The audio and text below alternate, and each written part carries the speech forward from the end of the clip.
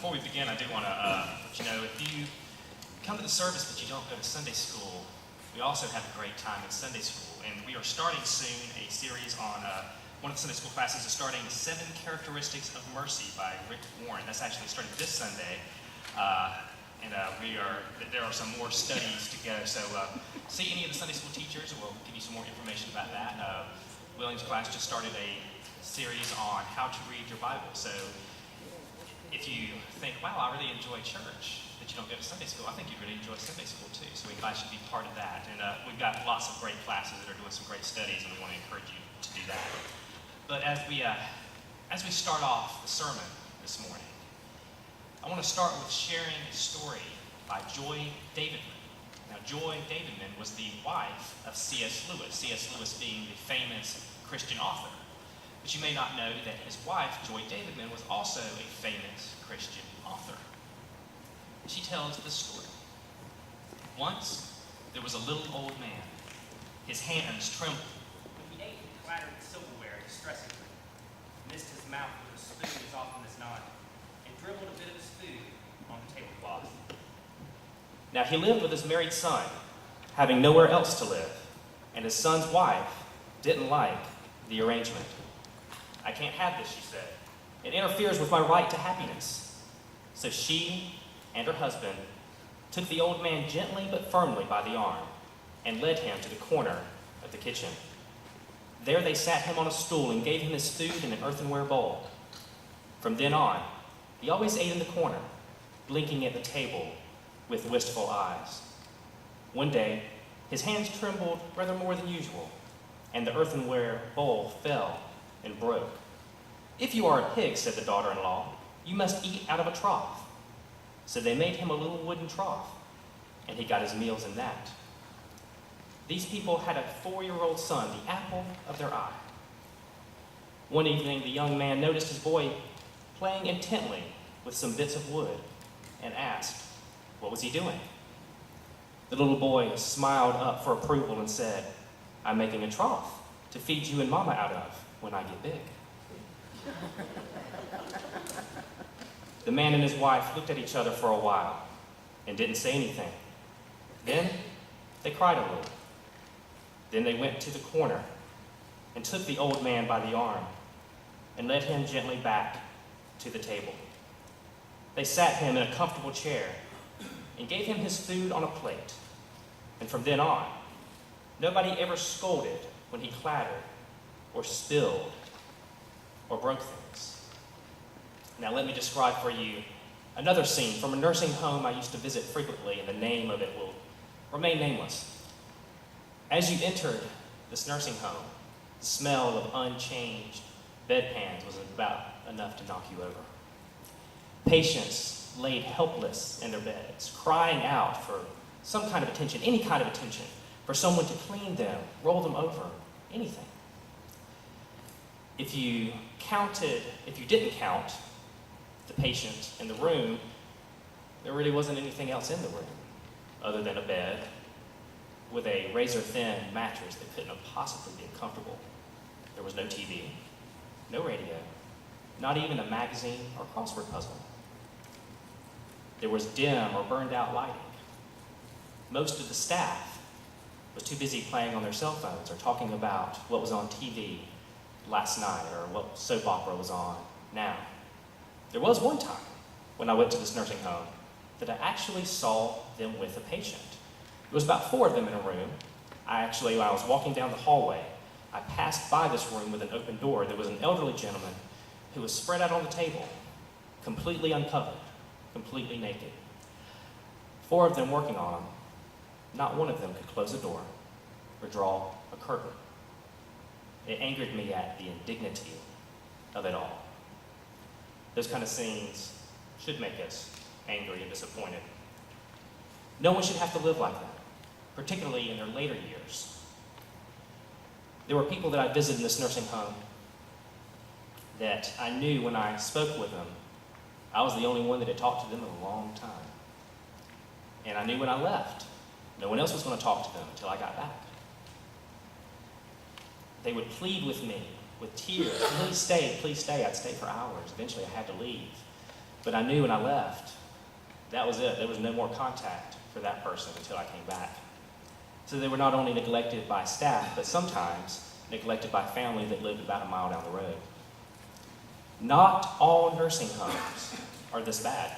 I'm not trying to characterize all nursing homes, but this particular one, it took the cake. And in case you were wondering, yes, I did speak up for those patients.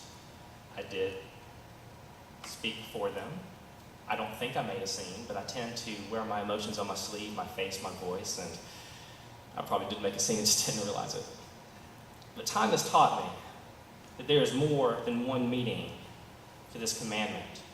Honor your father and mother, so that you might have a long life in the land. Now, I used to think that just meant that you live longer if you follow mom and dad's advice, and that's true. Someone once said our mothers taught us our very first prayer when they said, God help you if you don't stop. But there is a practical side, a part where this comes full circle. You see, if you honor your father and mother in front of your children and they see it, maybe they will honor their parents when you too get older and need a little bit of help. We tend to think of this commandment as something that has an expiration date. Once you're out on your own, that you don't have to honor your father and mother. But there's no expiration date on the side of this package. The relationship changes, sure. You move out, you have a family of your own. You don't have to do verbatim what your parents advise, but you do have to honor them. Now, I know some of you might have a knee-jerk reaction when it comes to your parents, a way that you relate to them that you've done since you were a teenager. You may not even realize you do it. You may ask yourself, well, I don't know, do I honor my parents? Do I dishonor my parents? Everything's so automatic, I don't really know. But ask yourself this, if you're wondering, would you want for your children to one day speak to you and treat you the same way that you speak to and treat your parents? That might be a good test for you. See, kids are smart. They pick up on things that you wouldn't think that they would pick up on. One day, my oldest daughter, my 5-year-old, Lily Rose, she wanted some mayonnaise. She said, Daddy, I just want you to hand me the jar and a spoon. She's going to eat it straight from the jar. I said, Lily Rose, it's disgusting. You can't eat mayonnaise straight from a jar. And she looked at me with those innocent eyes and said, but Daddy, I've seen you eat peanut butter straight out of the jar. It's busted. Children will pick up on your habits, and you hope that they pick up on the good habits and not the bad habits. And of course, if they honor you, yes, that works in your favor, but it's not just about that. See, honoring your parents is the social order that was put forth by God. So dishonoring your parents is dishonoring the social order that God has given. Again, you don't always have to agree with your parents. And your relationship does change as you get older and you move away and you have your own family. I get all that. But to not give your parents any honor, well, it's a slap in their face. It's a slap in God's face who gave the command. And it's a slap in your own face because this will come back to bite you. Now, family systems theory teaches us that family provides a context to help define who you are. The family that you're close to, and even family that you're far removed from, that has an effect on you. If a family member moves across the country, they still have an effect on you. Even if you've never met a particular family member, that has an effect on you. So for good or for ill, your family helps to define you. And how you honor your parents helps to define you in your relationships with others. Now, long ago in India, there was this little clumsy boy. And the boy's family had a tradition. It's going to seem a little unusual to us, but it was part of their culture. Whenever anyone in the house dropped a book, they had to pick up the book, dust it off, and kiss the book as a sort of apology to the book for being so clumsy and mishandling it. Now, it was a tradition in India to kiss holy books, but this family, they kissed every book. They apologized to every book. So this little boy grew up kissing holy books, but he also grew up kissing Superman comics, atlases, dictionaries. He goes on to say he probably kissed the phone book at some point. But that little boy named Salman Rushdie grew up to be an author. Sometimes what we honor helps to define us. In the book of Exodus, in chapter 20, verse 12, Moses is up on the mountain receiving the 10 Commandments from God. They're divided in theme. The first part of the 10 Commandments are how you're going to relate to God in this new land, this new adventure. How are you going to relate to God? The other part of the 10 Commandments is how are you going to relate to each other? And there's this sort of subtext because, remember, Israel had been enslaved by Egypt. And there's this sort of subtext to say, the way you were treated in Egypt, don't treat each other that way. That's not your model. This is your model. Let me tell you how you're supposed to treat each other. And there's these little hints of the silver rule and, of course, the golden rule. The silver rule is, don't do to people what you wouldn't want have done to you. And, of course, the golden rule is, do unto others as you would have them do unto you. So the silver rule is to refrain from mistreating others. The golden rule is with intentionality to do well, to do right by each other. One rule avoids taking your relationships to a dark place. The other rule brings a light. And so in the midst of this, we get this commandment to honor your father and mother so that you might have a long life in the land. Now, this is an important commandment to the Jewish people, and we see it again and again. It's not the last time we see it. Jesus quotes it in Matthew 15:4, and he even includes in his statement the law that one who curses their parents are to be put to death. The Apostle Paul quotes it in Ephesians 6:2 and says of it that it is the only command to come with a promise attached. It was extremely important to honor your father and mother. It was the natural order of things set up by God. And so it has theological and practical concerns.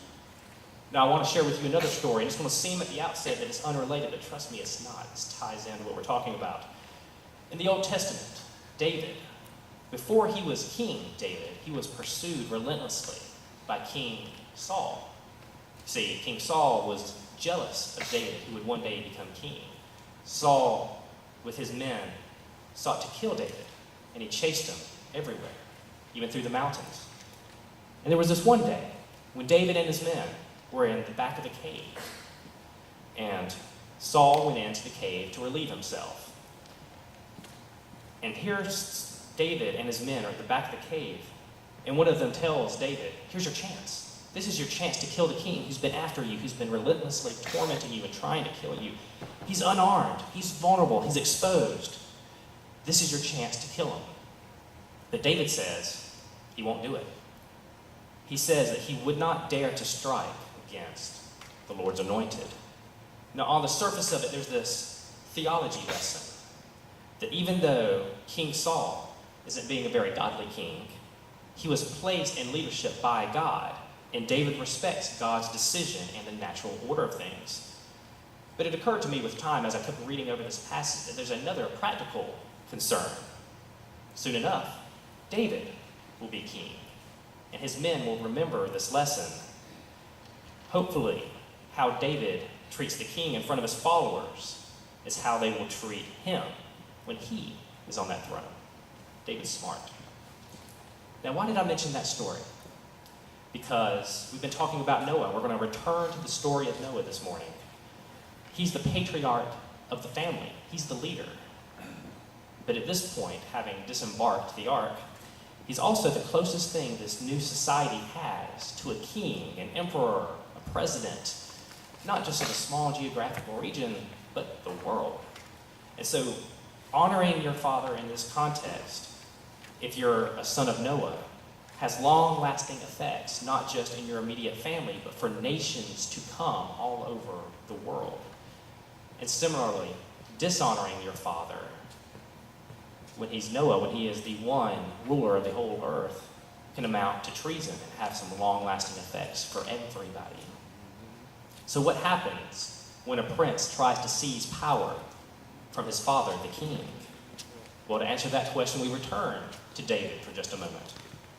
When David became king, one of his sons, Absalom, tried to take the kingdom, and in the process, he was killed. Later, one of David's sons, Solomon, becomes king. And one of his sons, Jeroboam, tries to take the kingdom, and he's killed. Now, both David and Solomon were great and godly kings. They were examples for all kings to come. But they weren't perfect. They had some cracks in their armor. And here come their sons, who see those vulnerabilities that they thought no one would notice. And they see the areas for attack. And they try to drive a wedge in the crack of the armor, to crack it open, to expose the vulnerabilities of their fathers, and drive a wedge in between the leaders and their people. We all have cracks in our armor. We all have those areas where we aren't guarded, where we're vulnerable. We hope no one notices.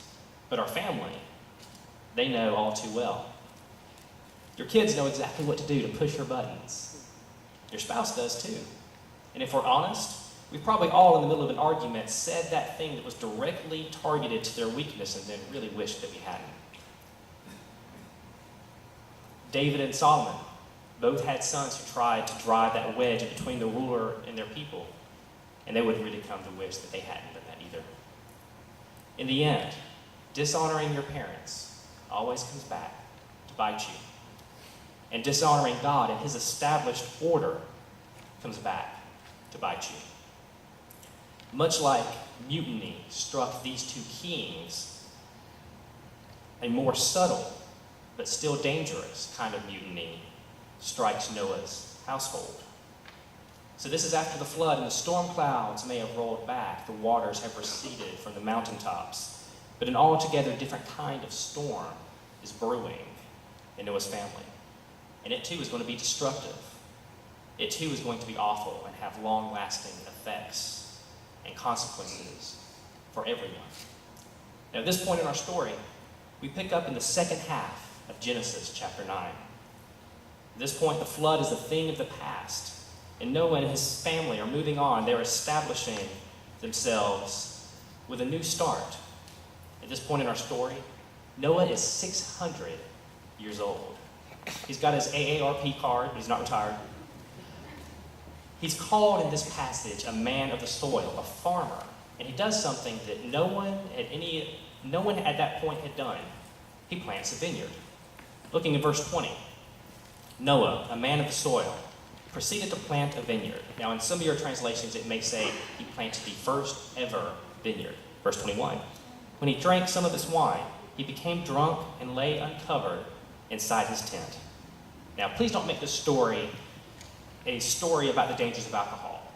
Noah is 600 years old. He probably can't handle his wine the same as he did in his 20s.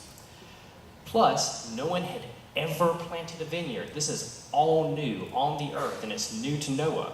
So it's probably an accident that he gets drunk. And the story is really not about Noah getting drunk. It just forms the context for why you know that Noah is naked in his tent, passed out drunk, and doesn't know what happens to him next. It's really just to provide the context for the next thing that happens.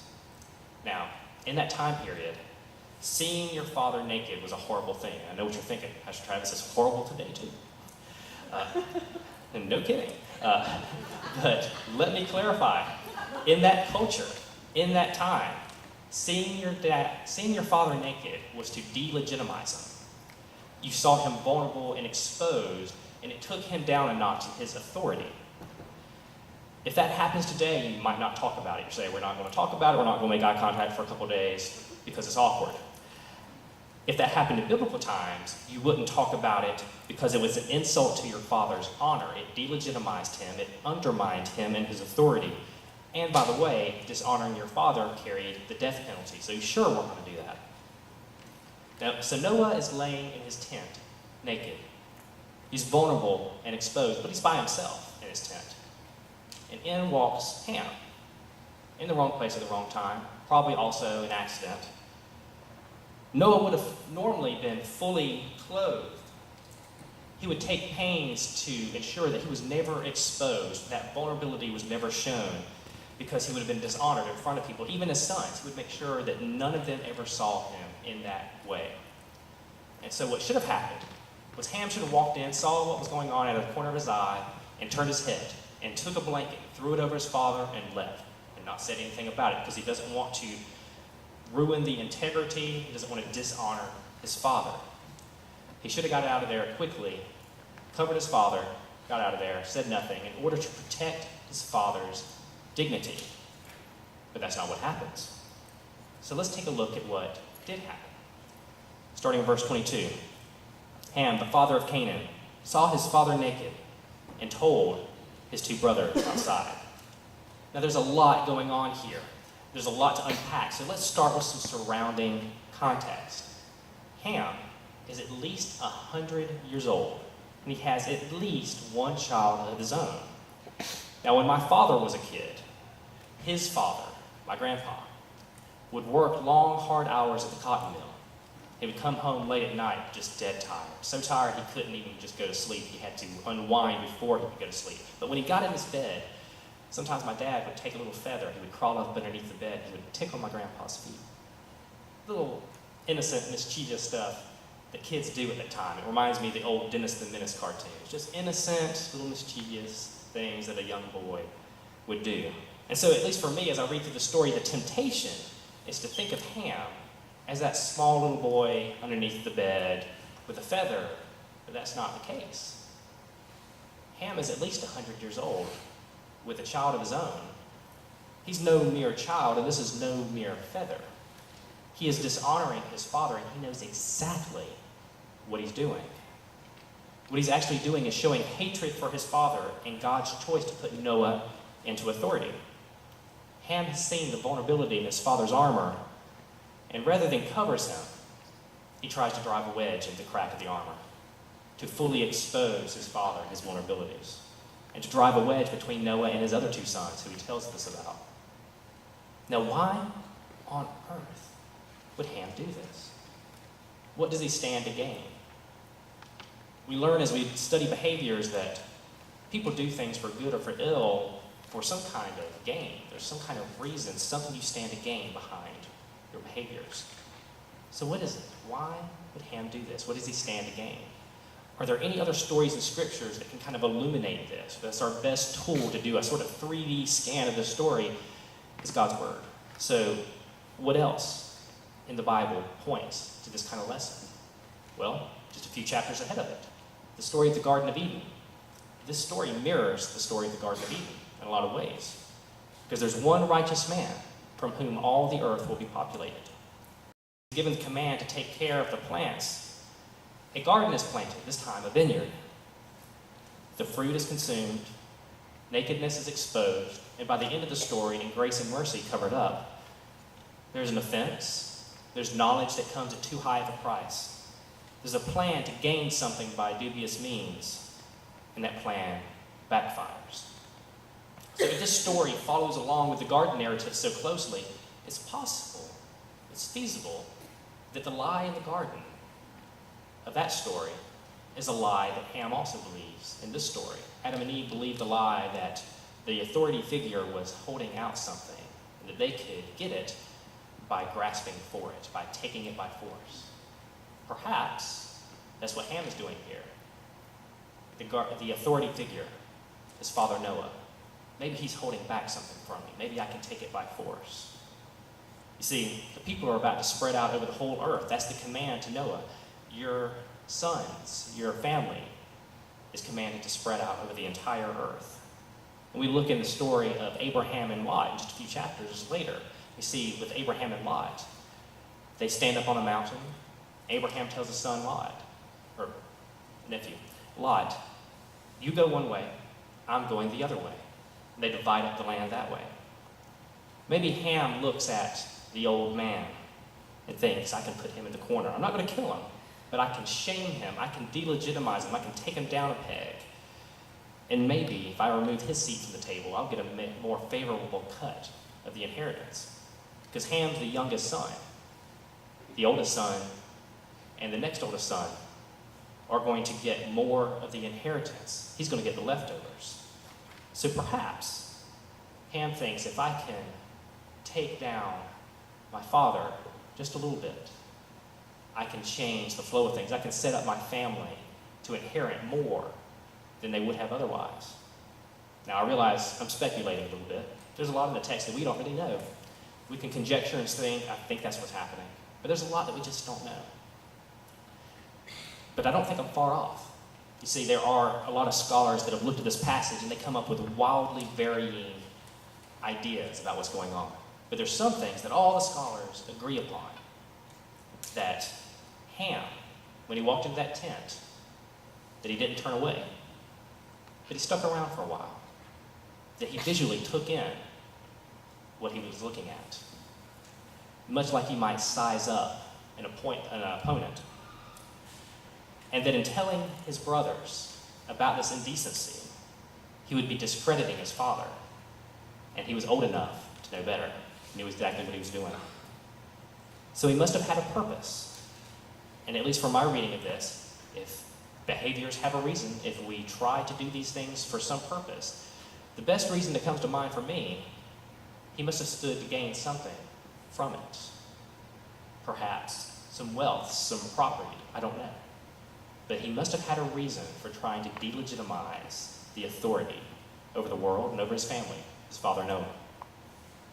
So he tries to undermine his father. He goes outside of the tent, offers his criticisms. Dale Carnegie writes that criticisms are like homing pigeons. They always come back to you. In seeking to undermine his father, all of the effort he put into undermining his father will come back to him, to bite him. With equal force, his devious plans are about to blow up in his face. So as Ham sets out his homing pigeons of criticism, let's take just a look at where those come to roost.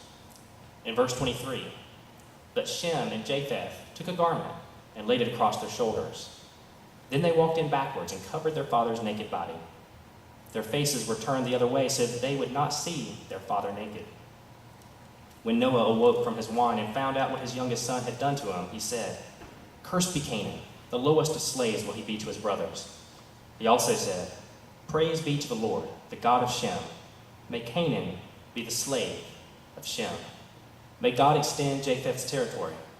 May Japheth live in the tents of Shem, and may Canaan be the slave of Japheth." After the flood, Noah lived 350 years. Noah lived a total of 950 years, and then he died. So Shem and Japheth, they don't take the bait. They don't play along. They don't join in to take their father down.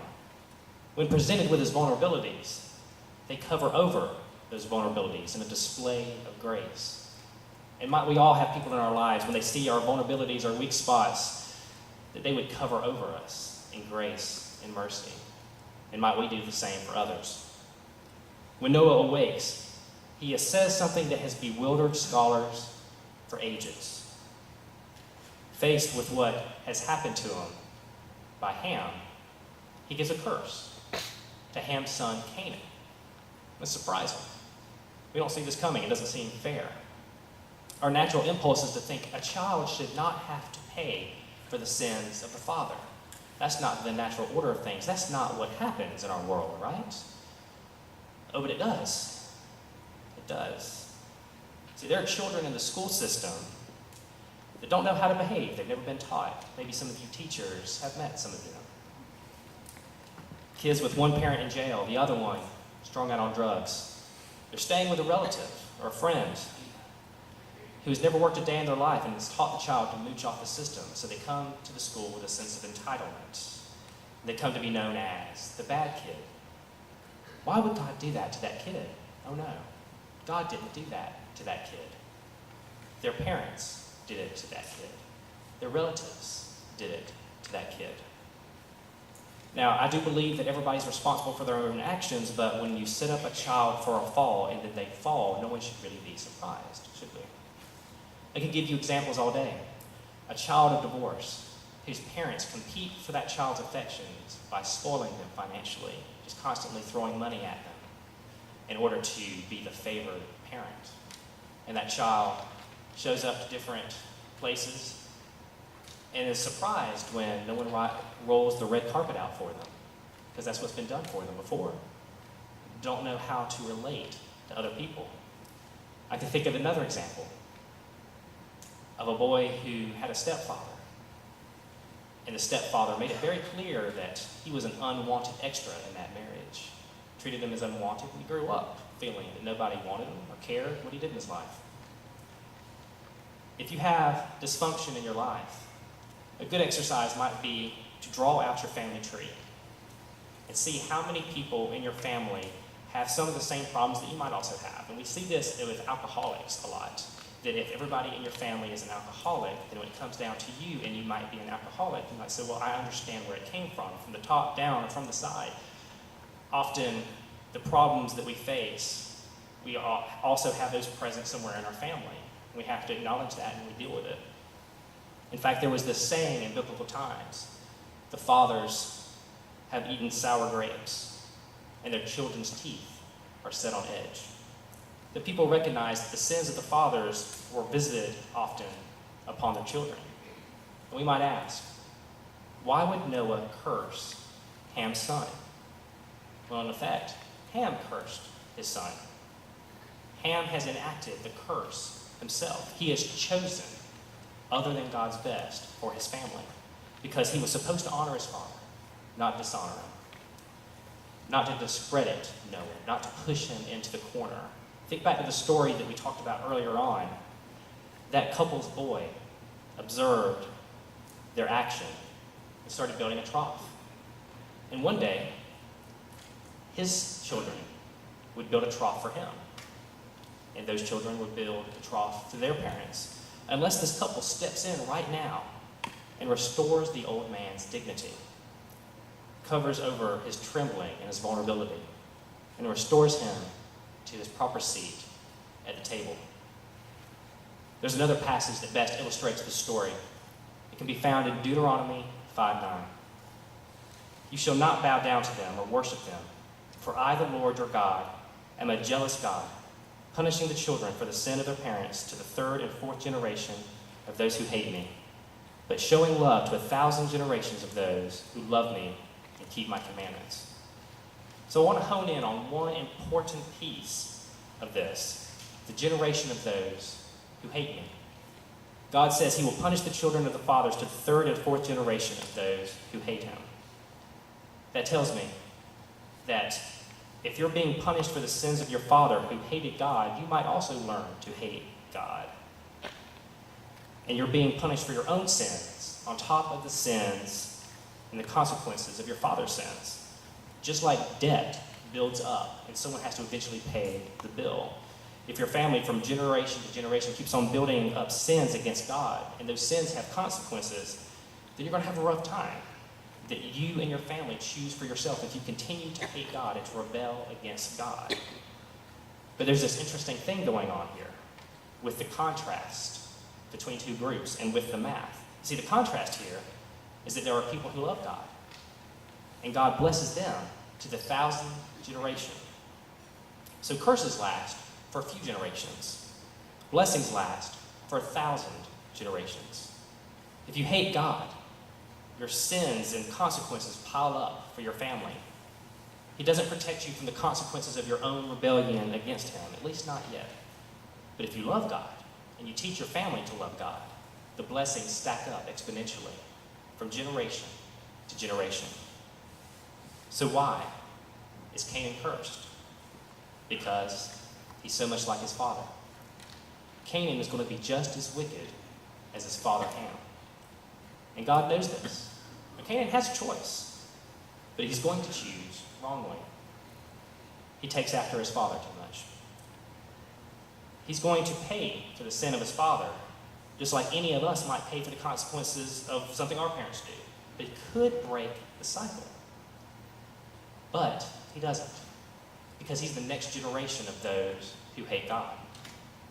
And he's going to pass on his hatred of God down to his people, who will become the Canaanites, a people who grow up alongside of God's people but don't love God. They become enemies of God. They become enemies of God's people. They will later go to war against God's people.